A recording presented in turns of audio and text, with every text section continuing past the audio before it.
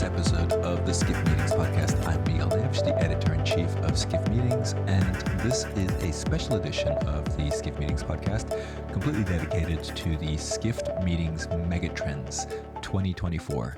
Now, this is a report that we released just last week, and I highly recommend that you download it, but I'm going to go through a lot of the trends that are included in this report in this episode of the podcast.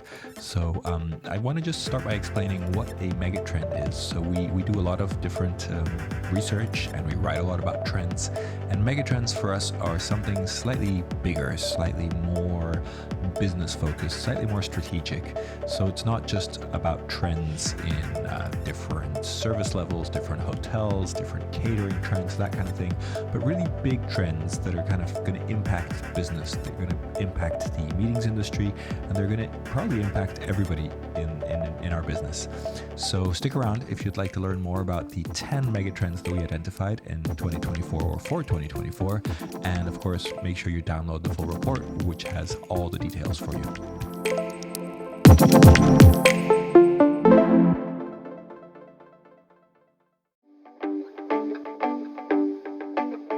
Now for a word from our sponsors, PHL Life Sciences, a division of the Philadelphia Convention and Visitors Bureau. Host your convention or trade show in Philadelphia, one of America's leading life sciences hubs. PHL Life Sciences, the first and only CVB division of its kind, will connect you to the professionals at the forefront of your industry and to a culture you can only find in Philadelphia, a city known for its rich history that's forging a bright future. Philadelphia challenges the expected and defies convention. A world of discovery is waiting. Visit phlife.com to learn more.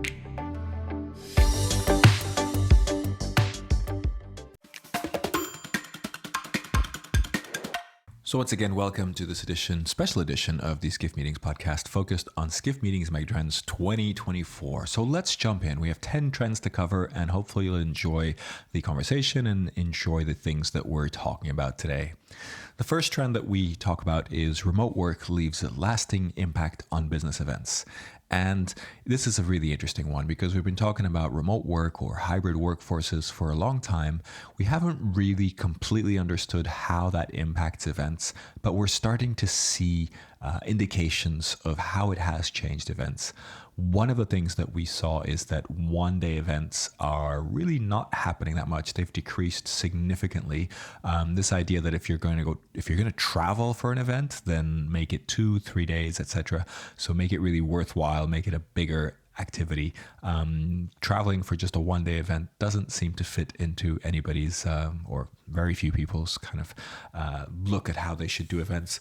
It's an interesting one. There are also some trends that point to non-traditional spaces gaining traction. So the idea that independent hotels and even kind of different venues, even bars and pubs and that kind of thing, really becoming more popular for events. And this may be because hybrid teams are meeting more often. So this idea that if you're a remote company or you only meet every once in a while in the office, there's more of a need for people to come together in small groups, in teams, every once in a while. And so if there's more events happening, then they may not be as flashy, or there may not be as much invested in each event. And so these non-traditional spaces are becoming quite popular. At least that's what we're seeing and we're reporting on as well.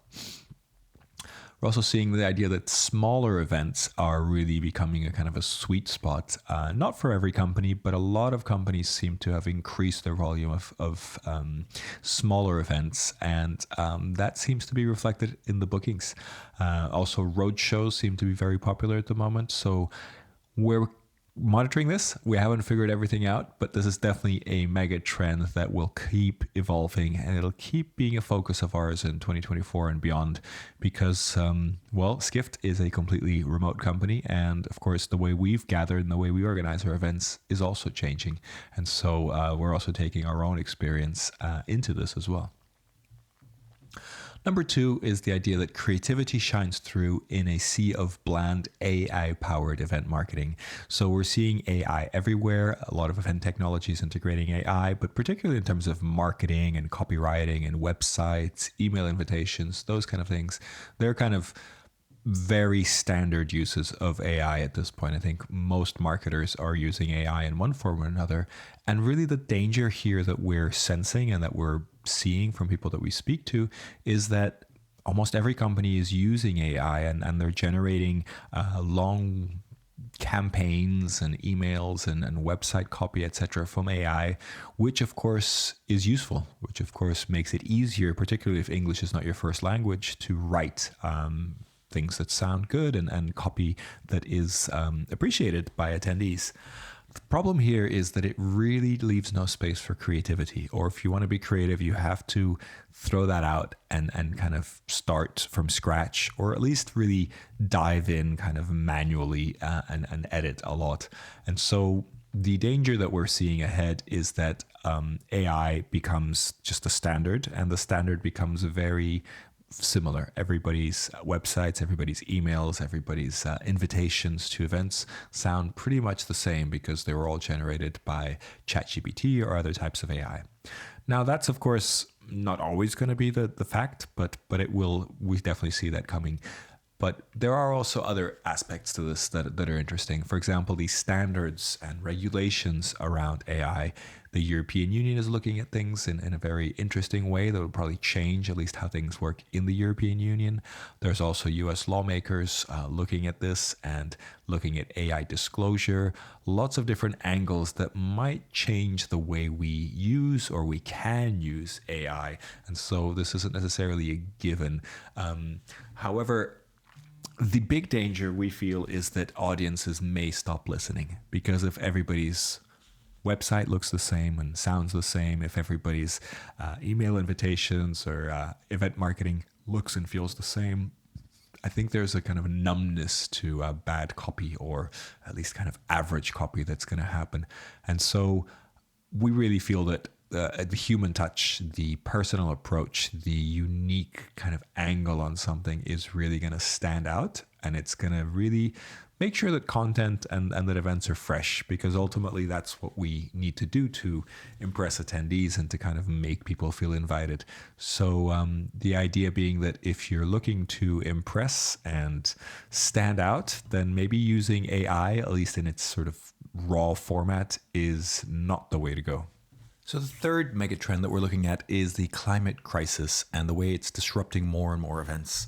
We saw that already in the last few years. 2023 was particularly bad with the Canadian wildfires, and also you can argue that the Maui wildfire was also caused by global warming or the climate crisis. Burning Man. There's lots of examples of especially outdoor festivals that have been impacted by weather much more than in previous years. And so this really raises a question of risk management and how event professionals really need to be risk managers much more than before. And also how this impacts kind of the seasons and availability in terms of shoulder seasons becoming a little bit trickier, particularly in areas like in Florida where hurricanes are very prevalent. Those shoulder seasons, which are getting closer to the hurricane season, might not be as appealing if people are looking at that. Weather, of course, is becoming harder to predict, so that has a particular impact. But of course, also the idea of maybe planning smaller events, again, is something that's worth considering, rather than really relying on great weather for a very large event that, of course, if the weather is not good, then becomes much harder to manage and cancel. And of course, any venue that has good alternatives, this of course applies more to smaller events, but still any venue that has multiple spaces, indoors and outdoors, become really valuable and really important to be working with. Number 4 is this idea that organizers are held accountable for event sustainability. And this is very much related to number 3, but the idea that in 2024, there's a number of regulations that are coming into place that are really going to make event planners, event professionals, anyone around events have to be much more scrutinizing their events in terms of the reporting, in terms of the sustainability. Particularly in the EU, there is a corporate sustainability reporting directive that's really going to impact any large company in the EU, reporting on all sorts of ESGs, the idea of environmental social governance. It is different because I think in the past we've thought of events as when they're sustainable, when they're kind of reducing their carbon footprint, when they're helping the local economy, that's all great. But if you have to report in a much deeper level of detail, I think it really changes things, because this is really, the changes are going towards understanding supply chains, understanding everybody who's impacted by an event or who works with an event, and understanding what they're doing to reduce their carbon footprint and to be more sustainable. And when you look at this all together, it's going to be a lot of paperwork, a lot of admin, but I also think there'll be some really interesting upsides to this in terms of truly making events more sustainable, because I know that a lot of events talk about sustainability, but then when we look at the details, it's mainly around carbon offsets and things like that events become more sustainable. Of course, there's reduction and using recycling, etc. But when it comes down to things like travel, there aren't a lot of alternatives if you're running in-person events. And so I think this is really going to change things up. It's going to highlight which sustainability efforts are really right and really doing things the right way. And I think it's going to really increase everybody's focus on sustainability, because if companies don't organize events or aren't allowed to participate in events because the sustainability measuring and reporting is not right, even if an event is sustainable, then that's really going to be impact the bottom line. And I think that people are really going to pay attention to that. Number 5, we have a new normal in a world of polarizing politics. This is a topic that we've covered a lot. In particular, Andrea Doyle, our executive editor, has covered in quite a lot of detail. We've previously talked about how boycotts have impacted states like Florida and other states that have brought into place controversial laws that definitely at least part of the US population are against. And the idea of tackling boycotts and doing different things. So this has now evolved.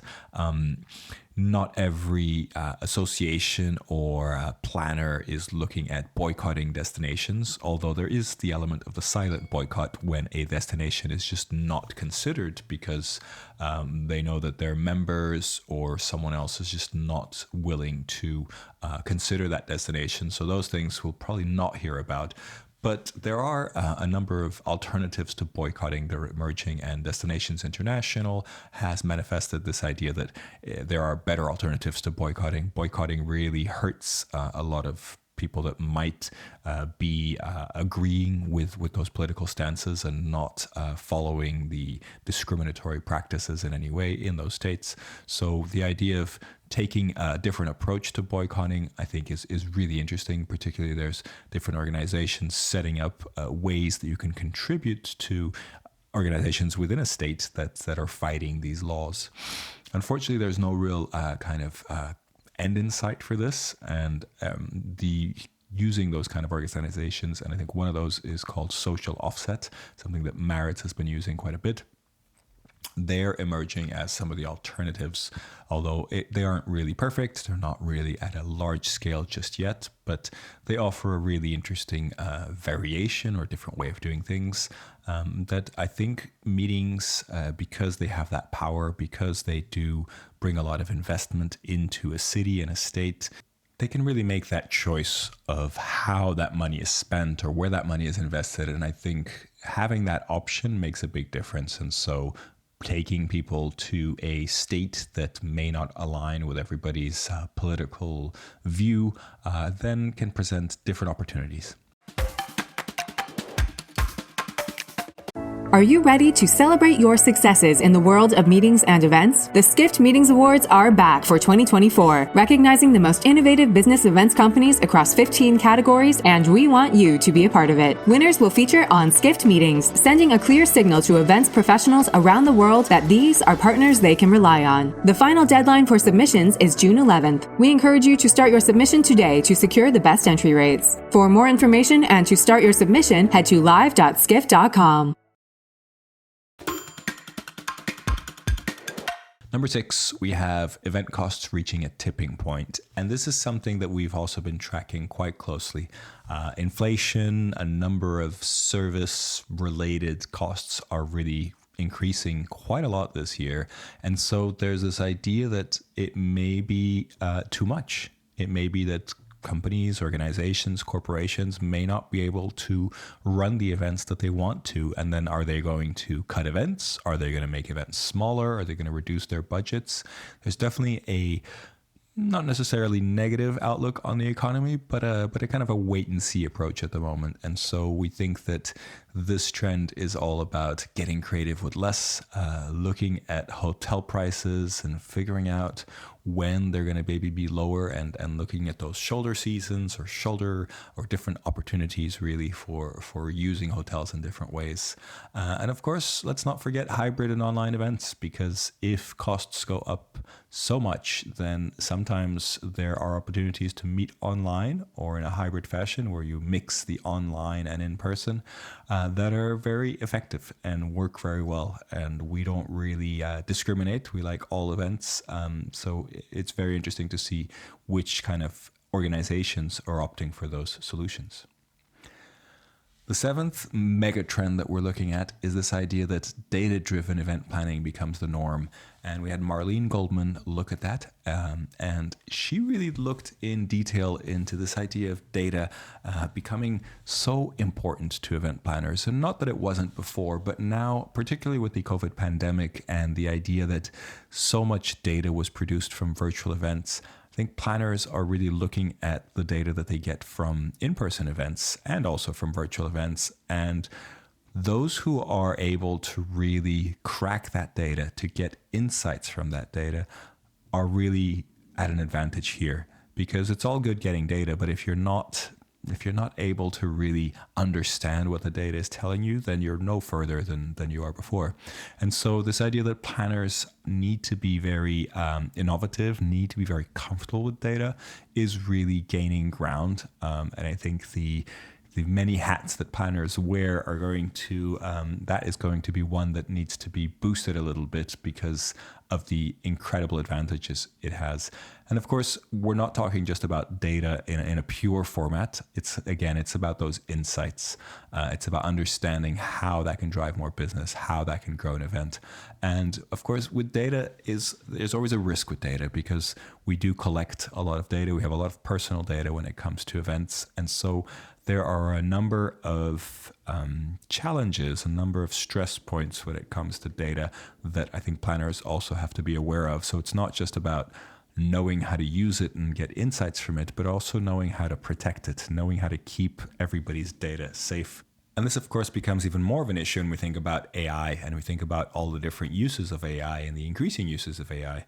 And so as we are using AI or putting attendee data into AI or using AI to manage that data in any way, it's important that we have a very good understanding about how that works, how that data is managed, and how it's kept safe for everybody. Again, for attendees, sponsors, all the participants, everybody involved needs to feel safe. I think any sort of data breaches, any challenges there are going to leave a very bad taste in everybody's mouth. And I think an event's reputation can really be tarnished by something like that. Number 8 in terms of the Skift Meetings Megatrends is one of my favorites, which is back to hybrid events. Now, we've been talking about hybrid events for a long time, way before the COVID pandemic. And of course, during the COVID pandemic and sort of the aftermath, there was this idea that hybrid events were going to take over. And in some way they have. I think it is very common for large events to have to be streamed online and to have some kind of online component. But they haven't become this idea of a true hybrid event, which is something that we talk about a little bit, which is the idea that you have an online audience and an in-person audience, and those audiences interact in some way. That's actually quite hard to do. It is, of course, possible, but it's costly and it takes a lot of planning, and it is quite tough to manage and to really make sure that both the online and the on-site experiences are really, really strong. But of course, what we're seeing is that hybrid can mean lots of different things. It can mean starting an event way before the actual date of the event. And in many ways, we do this for all events because we register in advance online. But only some events actually keep people engaged and keep people coming back to a website and kind of connected to the event. A lot of them you will register and then not really hear much from the event for a while. So those that create a sort of ramp up, I think are hybrid in a way, and I'm using the word hybrid very loosely here. But there's also other things, like, for example, we reported on an event in Ukraine, in Lviv, that happened in a hybrid format because of safety reasons. It was an event with, I think, 3,000 people, and they were spread out in different venues throughout the city that were all interconnected with the video feeds, and different people spoke from different venues, and that was just for a matter of safety. And I think it really highlights the flexibility of the hybrid model that allows us to do different types of events in different situations. And so, of course, we've learned a lot from the COVID pandemic. And despite the budgets being tight, there are many different situations where a mix of online and in person can really boost what an event can do and what an event can be. And so we think that hybrid events are just worth exploring, and they're worth thinking about in a very open-ended way, not in a fixed way of what a hybrid event is, but in a looking at the time and place constraints and really kind of blowing those up and figuring out different ways of presenting events for attendees and participants. Trend number 9, and now we are definitely in the home stretch. And this trend is about safe spaces and the idea that events need to be safe spaces for participants and really anybody involved in events. So we talk about how trust is plummeting, and the idea of trust in organizations is really at an all-time low. And so what's interesting about that is that trust in events is actually high. For example, the Freeman research found that even with the new generation of event goers, as they call them, they trust events. They trust them as sort of live communication, and they trust what comes out of events. And so it's a great kind of place for companies and organizations to invest in as trust plummets in other areas and just in brands in general. And so this idea of building trust is important, but it's not the only thing. We also talk a lot about belonging this year on Skift Meetings, and we're hoping to cover that a lot more.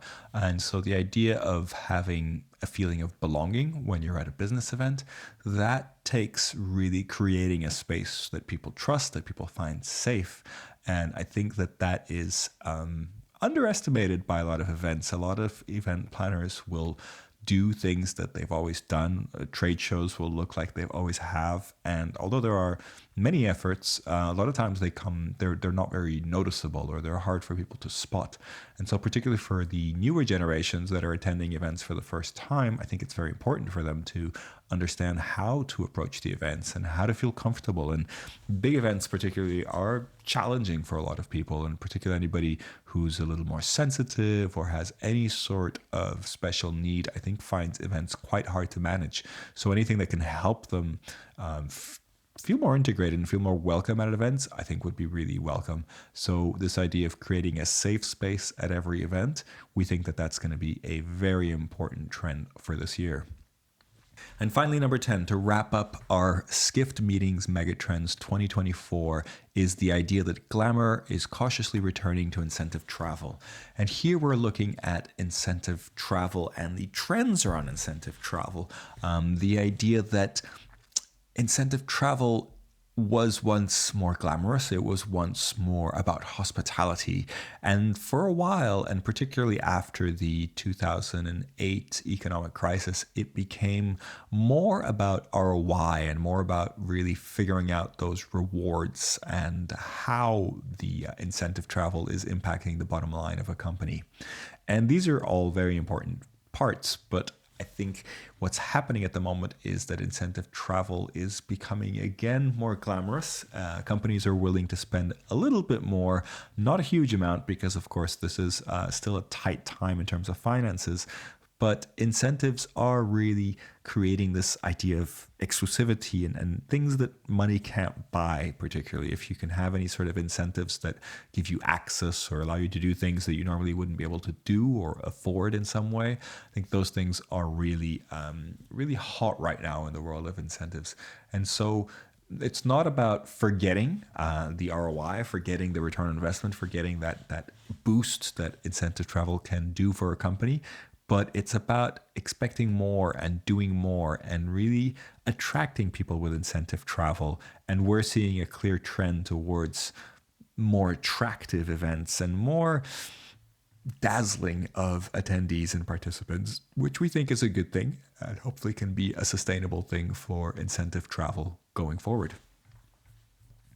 And there you have it. Those are the 10 trends that made our Skift Meetings Megatrends 2024 report. Of course, you can find the full report, which you can download for free on our website. Just head over to meetings.skift.com. And in the reports tab, the first report is there, the Skift Meetings Megatrends report. The download is completely free. And we invite you to download the report because there is a lot more information than what we were able to discuss on this podcast. So I hope you enjoy that, and I hope you enjoy reading the report. And don't forget to subscribe to our newsletter, and don't be a stranger. Let us know what you like about our podcast. Let us know what you don't like so much about our podcast or any of our content. Please just email us at meetings@skift.com. And looking forward to having you connect with us at Skift Meetings. Take care.